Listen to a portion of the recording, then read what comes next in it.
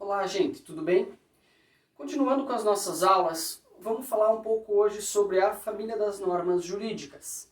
E dentro desse sistema de normas jurídicas que nós temos dentro do sistema de direito, nós temos vários tipos de normas jurídicas, algumas hierarquicamente superiores às outras. A gente vai começar pela norma jurídica mais importante que nós temos no nosso direito, que é a Constituição Federal. A Constituição Federal é a nossa lei maior, é a nossa lei máxima, é a lei que rege como o nosso sistema funciona. Ela é que manda em todas as outras leis, tá? Então, não é à toa que a nossa Constituição Federal ela é chamada de Carta Magna, Lei Maior, mas o nome completo dela é Constituição da República Federativa do Brasil, tá? E ela determina as regras gerais do nosso sistema jurídico. Junto com a Constituição, nós vamos ver as emendas à Constituição. E o que são as emendas à Constituição? Toda vez que a Constituição precisa ser modernizada, ser alterada de alguma forma, essas alterações são feitas através de emendas. Então as emendas elas não são tão fáceis de serem aprovadas como as leis infraconstitucionais, que estão abaixo da Constituição. Então as emendas elas acabam ganhando a mesma importância que a Constituição, porque a partir do momento que elas são aprovadas, elas se tornam texto constitucional. Por isso que elas estão juntas aqui da Constituição Federal, certo? Então, essas são as nossas duas leis principais, as mais fortes. E aí, a gente vai tendo agora as leis que estão abaixo da Constituição, ou seja, leis infraconstitucionais. Começando pelas leis complementares. As leis complementares têm um papel muito específico dentro do nosso ordenamento jurídico, que é o papel de complementar a Constituição Federal. Então a nossa Constituição Federal ela já é extremamente extensa. Ela é uma das maiores constituições do mundo. Se a gente fosse colocar todos os textos de importância dentro da Constituição, ela iria ficar ainda mais longa. Então, em determinados momentos, a Constituição ela cita determinados pontos que vão ser complementados posteriormente dentro das leis complementares. Elas se prestam a isso, a complementar o texto da Constituição Federal. Depois nós vamos ter as leis ordinárias. O que quer dizer uma lei ordinária? Quer dizer que ela é uma lei comum. É uma lei a mais comum que nós encontramos no nosso ordenamento jurídico. Tão comum é a lei ordinária que dificilmente ela vem chamada de lei ordinária. Ela simplesmente é chamada de lei. Então nós temos diversas temáticas que são realizadas por lei ordinária. Então nós vamos ter o nosso Código Florestal, vai ser uma lei ordinária, o nosso Código Civil é uma lei ordinária, o nosso Código de Processo Civil, uma lei ordinária, o nosso Código de Trânsito, lei ordinária também. Então nós temos uma infinidade de temas que vão ser tratadas por lei ordinária, tá? É a mais comum de todas. As leis delegadas, elas já estão em desuso, muito tempo sem fazer nenhuma lei delegada. Entretanto, apenas a título informativo, uma lei delegada, ela é uma delegação de quem tem o poder de fazer leis, que é o poder legislativo, ao poder executivo, ao presidente da República, para que este faça uma lei. É uma carta branca ao presidente da República para que ele faça uma lei sobre qualquer tema. Não precisa nem dizer a motivação pelo qual elas caíram em desuso. O legislativo não quer dar uma carta branca para que o executivo tome o poder legislativo em suas mãos. Eles querem fiscalizar qualquer projeto de lei que saia pelo poder legislativo. Tá? Na sequência, nós vamos ter os decretos. Os decretos, eles nada mais são do que atos administrativos do poder público. Imaginem o Estado como sendo uma empresa. Nós temos o presidente da empresa, que seria o papel do presidente da República. Nós temos o conselho de diretores, que vão ser os ministros. Nós vamos ter os vários papéis dentro, tá, dessa grande empresa. E os decretos nada mais são do que atos administrativos. Uma contratação de funcionários públicos é feita por decreto. Então, quando a pessoa passa por todos os trâmites necessários, é aprovada num concurso público, o nome dela sai num edital, numa lista, né, informando que ela foi aprovada, mas para que ela seja contratada, ela vai ter que ter o seu nome publicado, uma contratação através de um decreto. Então, um feriado é determinado num município, num estado ou federal por decreto. Então, esses atos administrativos, esses atos gerenciais vão ser feitos por meio de decretos. E os decretos só podem ser feitos pelos chefes do Poder Executivo. Chefe do Poder Executivo Federal é o Presidente da República, chefe do Poder Executivo Estadual é o governador do estado, e o chefe do Poder Executivo do município é o prefeito. Tá? Então só esses podem fazer os decretos. Nós temos também, numa mesma ideia, leis estaduais que acabam sendo leis ordinárias, mas dentro dos estados. Assim como também nós temos leis municipais, que seguem a mesma ideia das leis ordinárias, mas nos âmbitos municipais. Então, quando você quer se referir, falar uma lei ordinária estadual, você simplesmente fala a lei estadual e o número da lei. Ou uma lei ordinária municipal, você simplesmente fala lei municipal e o número dessa lei. Além disso, nós vamos ter as portarias, que são como se fossem decretos, são atos administrativos, mas que não são feitos pelos chefes do Poder Executivo, podem ser feitos pelos secretários de Estado, por exemplo, o secretário estadual do Turismo, o secretário municipal do Meio Ambiente. Estes podem fazer portarias determinando como funcionam alguns assuntos. Então, o defeso do caranguejo, o período que você pode caçar e consumir, vender para consumo o caranguejo, ele é determinado por uma portaria do órgão ambiental estadual. Já as resoluções, elas são atos administrativos com efeitos internos. Como vai funcionar determinada questão dentro de alguma secretaria, dentro de alguma autarquia, alguma entidade estatal. Ok? Então essa é a família das normas jurídicas, os tipos de norma que nós encontramos dentro do nosso ordenamento jurídico. E estas normas, elas têm uma hierarquia entre elas, como eu já havia comentado. Então, as normas infraconstitucionais nunca vão poder contrariar a Constituição Federal. Então, aquela lei maior que a gente tem, a Constituição Federal, ela manda em todas e nenhuma das que está abaixo pode ir contra ela. Caso uma lei infraconstitucional seja contra a Constituição, ela será considerada inconstitucional. Tá? Mas todas as leis, por mais que haja uma diferença de hierarquia entre elas, que elas tenham que se respeitar entre elas, para os cidadãos, elas vão obrigar com a mesma força. Portanto, o cidadão tem que cumprir o que é determinado numa portaria, da mesma forma que ele tem que cumprir o que é determinado na Constituição Federal, como tem que cumprir o que é determinado numa lei ordinária. Então, para nós, para os cidadãos, as leis, todas as leis, obrigam com a mesma força. A hierarquia é entre elas. Essa relação de supremacia é entre elas. Tá?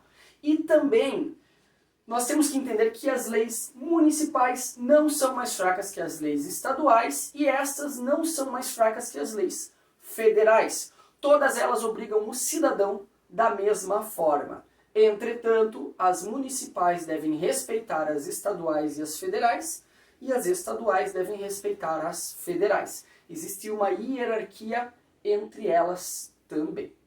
Ok? E aí nós temos, para ilustrar essa questão a nossa pirâmide das normas jurídicas, determinando que as normas constitucionais estão no topo e todas as que estão abaixo devem respeitá-las. Assim como as normas complementares, já que as complementares elas complementam a Constituição Federal. Depois nós temos as normas ordinárias e, por último, as normas regulamentares e as normas individuais que devem respeitar todas aquelas que estão acima. Essa é a forma mais fácil de ilustrar como é essa hierarquia entre as normas jurídicas. E como é que as leis são criadas? Como é que nasce e como é que morre uma lei? O nosso artigo 5º da Constituição da República Federativa do Brasil determina que ninguém é obrigado a fazer ou deixar de fazer alguma coisa a não ser em virtude de lei. Lembra que eu tinha falado para vocês que quando a lei é feita para o cidadão, ela só vem a dizer o que a gente não pode fazer?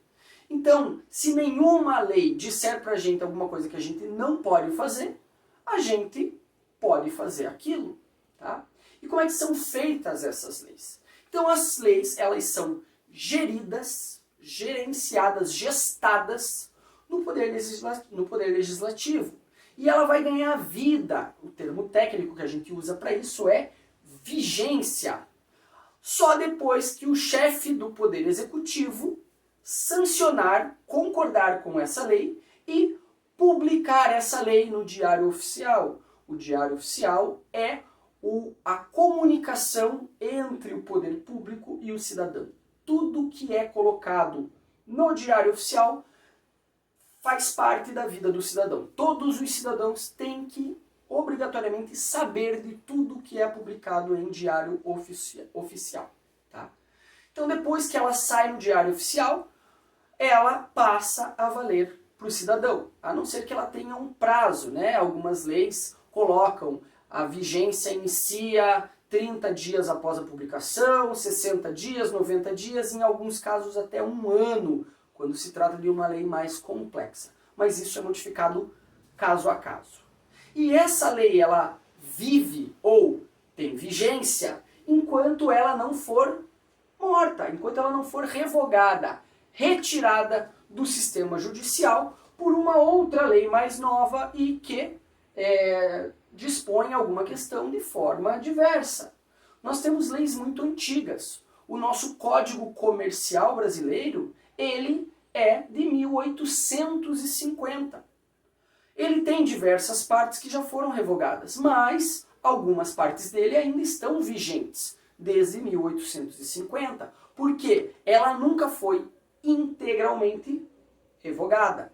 Então, ela ainda tem validade no nosso ordenamento jurídico. Tá? Então, nós vamos falar um pouco como é o processo legislativo, mas nós vamos focar no processo legislativo federal, ok? Porque o estadual e o municipal acabam sendo muito semelhantes. O federal que é um pouquinho mais complicado, porque nós temos duas casas legislativas, o Senado e a Câmara dos Deputados. A Câmara dos Deputados representa os cidadãos de um estado. Já o Senado representa o estado em si. Tanto que nós temos 3 senadores para cada estado, qualquer um dos estados, e o número de deputados federais ele acaba se modificando de acordo com o número de cidadãos existente dentro daquele estado. Ok? Bom, então, o processo se inicia dentro do Poder Legislativo. Ele pode ser iniciado por qualquer membro ou comissão da Câmara dos Deputados ou do Senado. Ele também pode ser iniciado pelo Presidente da República, por algum dos membros do Supremo Tribunal Federal ou ainda de qualquer um dos tribunais superiores, Superior Tribunal Eleitoral, Superior Tribunal de Justiça. Qualquer um desses também pode propor uma lei, dar iniciativa a algum projeto de lei. Ao Procurador-Geral da República e também aos cidadãos. Os cidadãos também podem propor projetos de lei. Só precisa cumprir esse requisito. Nós temos que ter um mínimo de assinaturas num projeto de lei para que ele seja apreciado. Então precisa ter 1% do eleitorado nacional e, além disso, nós precisamos que esse 1% esteja distribuído em pelo menos 5 estados da federação, com uma porcentagem mínima em cada um deles, para não favorecer um estado em detrimento do outro ou de outros. Iniciado um projeto de lei, esse projeto de lei vai para a discussão. E normalmente, como ele começa no Poder Legislativo, a casa iniciadora, quer seja a Câmara dos Deputados ou o Senado, vai fazer a discussão inicial. Então, digamos que tenha iniciado na Câmara dos Deputados. Ela vai para a Comissão de Constituição e Justiça, ou CCJ, para verificar se a lei é constitucional e se ela atende aos princípios fundamentais da República. Depois ela é distribuída para comissões internas que tenham a ver com o tema que está sendo tratado e depois ela vai ser votada em plenário. Caso a votação ela seja procedente, ela sai da Câmara dos Deputados e vai para a Casa Revisora, que no caso vai ser o Senado. Se essa proposta estiver iniciada no Senado, a Casa Revisora será a Câmara dos Deputados. Tá? Então sempre que uma iniciar, a outra revisa. Com um detalhe: se esse projeto que iniciou na Câmara dos Deputados for para o Senado e o Senado alterar aquele projeto, ele vai estar começando novamente. Então, a Câmara dos Deputados vai funcionar como casa revisora daquele texto que foi modificado no Senado. E se a Câmara dos Deputados novamente modificar, o Senado vai ter que revisar. Então, uma lei só vai ser votada quando as duas casas concordarem com o texto. Quando Câmara dos Deputados e Senado votarem a favor do texto daquela lei. Após essas deliberações e votações terem sido aprovadas, o texto legal vai para a Presidência da República. E o Presidente da República pode sancionar, aprovar, ou vetar, não aceitar aquele texto de lei.